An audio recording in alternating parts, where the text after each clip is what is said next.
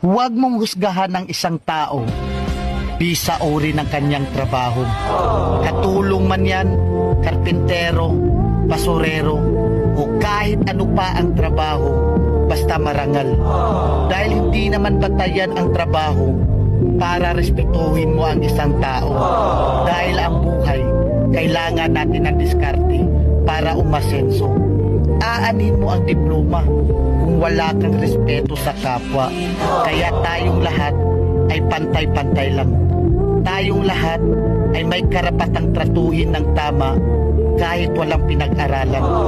Tandaan natin, kahit ano pang kurso ang natapos mo, kahit ano pang diploma ang hawak mo, kahit mayaman o mahirap ka lang, lahat tayo kapag namatay, iisa lang ang titulong diplomang nakaukit sa lapida natin.